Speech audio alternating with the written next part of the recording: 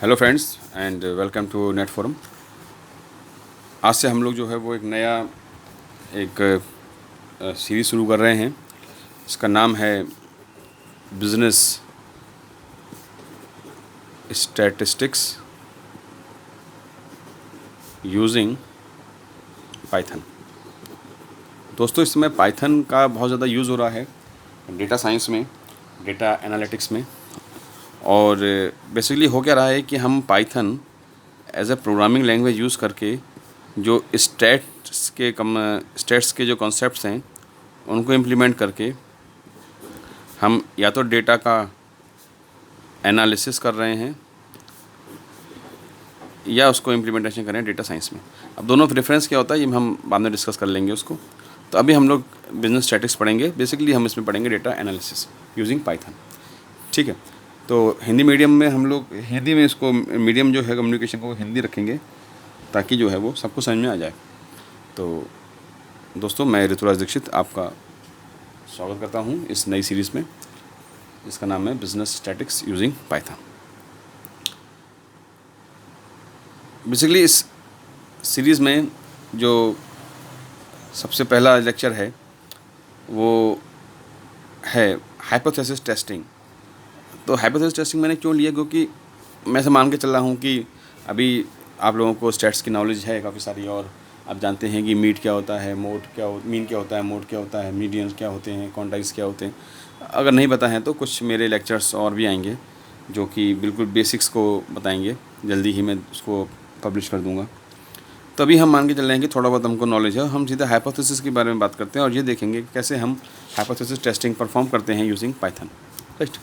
सो सबसे पहले तो ऑब्जेक्टिव इस लेक्चर के जो हैं वो हैं दोस्तों ये कि developing null and alternative hypothesis, type 1 and type 2 error क्या होती हैं, पॉपुलेशन मीन निकालेंगे, population mean when sigma is known and population mean when sigma is unknown. तो ये चार चीज़ें हम लोग देखेंगे। इनके बेसिस पे हम हाइपोथेसिस टेस्टिंग करेंगे।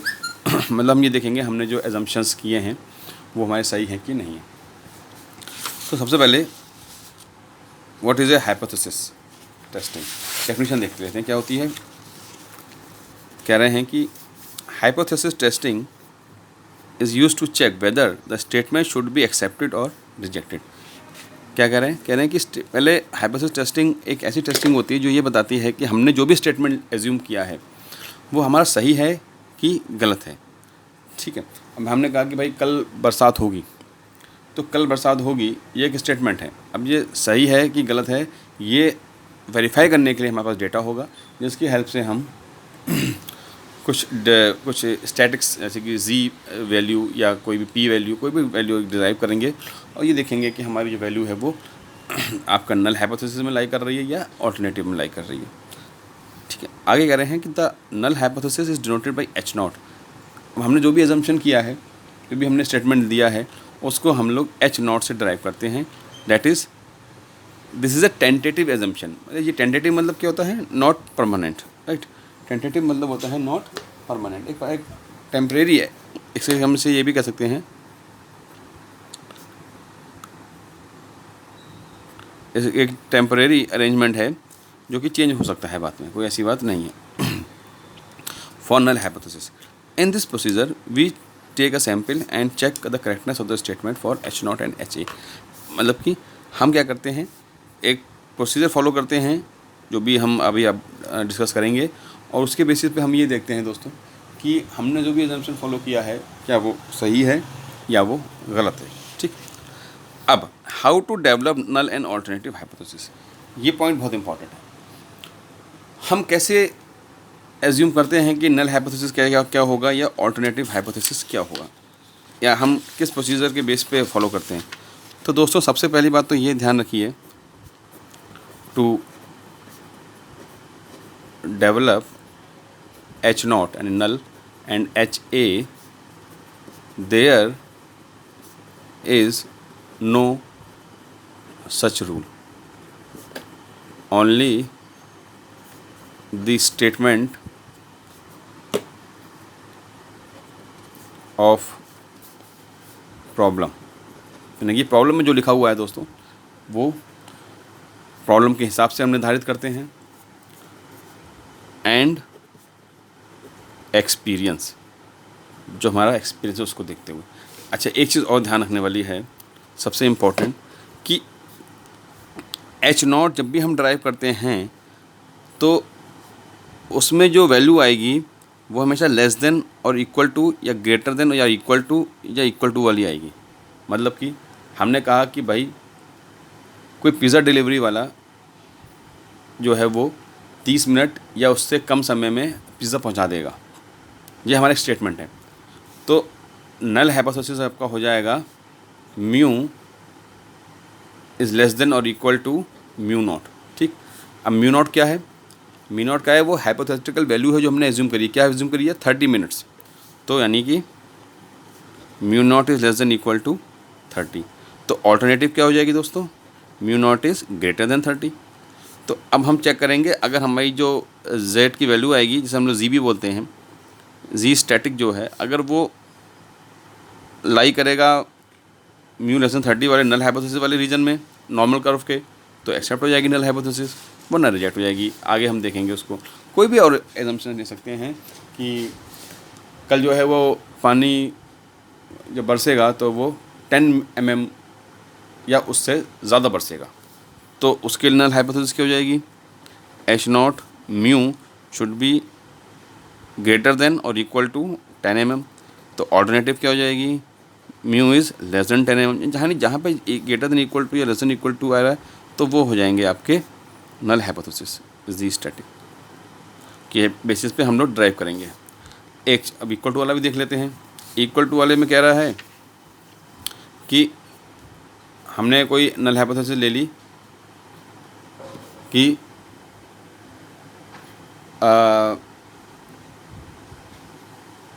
कोका कोला की बोतल के अंदर 300 ml जो है वो एग्जैक्ट 300 ml कोल्ड ड्रिंक होती है 300 ml की बोतल के अंदर। तो हमारा नल हाइपोथेसिस हो जाएगा इक्वल टू 300। तो ऑल्टरनेटिव क्या हो जाएगी? Not equal to 300। ये आपका टू टेल टेस्ट में चला जाता है, वो हम बाद में देखेंगे क्या होता है। ठीक, तो इस तरीके से हम लोग नल हाइपोथेसिस डिज़ाइन करते हैं। अब आ जाइए आगे बढ़ते हैं थोड़ा सा।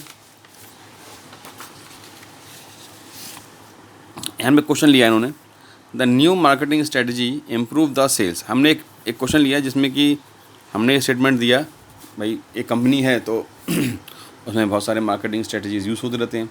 तो हमने एक स्टेटमेंट दिया कि भाई जो नई मार्केटिंग स्ट्रेटजी हम यूज़ कर रहे हैं, क्या वो सेल्स को इम्प्रूव करेगा।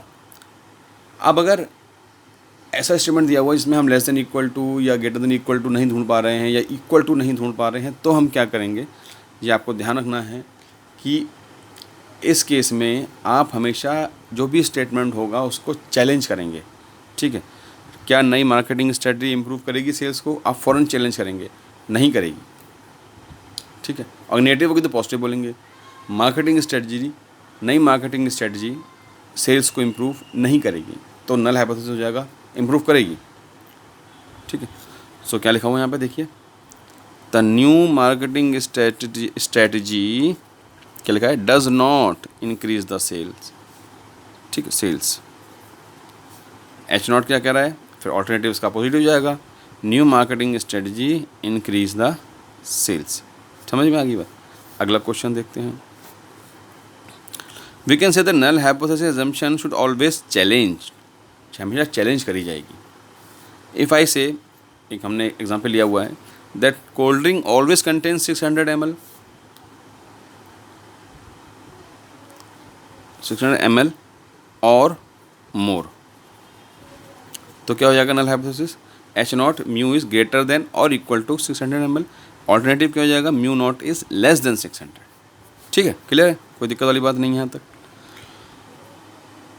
अब देखिए यहाँ पे एक चीज़ और, जब हम पहले भी डिस्कस कर चुके हैं, भी लास्ट पेज पे ही किया है। देखिए यहाँ पे ये साइड देखिए, ये एरो देखिए, ये एरो देखिए और ये देखिए, इन पे ध्यान दीजिए। ये जो तीर है इसका जो मुंह है वो लेफ़्ट हैंड साइड पे है, तो ये कहलाएगी आपका लेफ़्ट टेल टेस्ट। इसमें मुंह है इसका राइट साइड पे है, इसका मुंह का, तो कहलाएगा ये राइट टेल टेस्ट।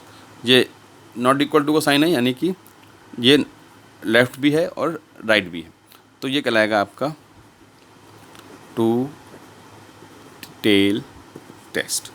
ठीक है, अब आइए एक क्वेश्चन देखते हैं। ठीक, क्वेश्चन की हेल्प से समझने की कोशिश करते हैं एग्जैक्टली यहाँ पे हो क्या रहा है। कोई इवेंट है, in an event of fire, कोई अगर आग लग जाती है, we have to check whether fire services, we have to check whether fire services are giving services in less than और इक्वल टू 5 मिनट्स। तो अब नए पन्ने में देखते हैं कि कैसे इसका नल और ऑल्टरनेटिव हाइपोथेसिस डिज़ाइन करेंगे। क्या कह रहा है क्वेश्चन, क्या कह रहा है क्वेश्चन, कह रहा है कि क्वेश्चन कह रहा है दोस्तों कि अगर आग लगती है तो म्यू 5 से कम मिनट में पहुंच जाएगा। तो नल हाइपोथेसिस क्या हो जाएगी, mu should be less than और इक्वल टू 5, है ना। और यहाँ पे हाइपोथेटिकल वैल्यू क्या हो गई आपकी 5, ऑल्टरनेटिव क्या हो गई, म्यू इज़ ग्रेटर देन 5। ठीक, तो अब जरा आई साथ साथ इसकी नॉर्मल कर्व भी ड्रॉ कर लेते हैं।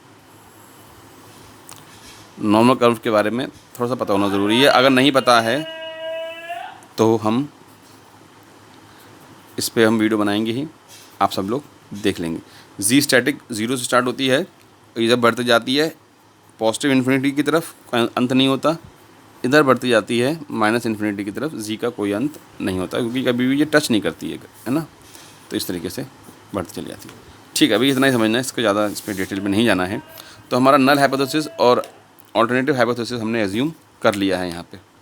ठीक, अब आगे बढ़ते हैं।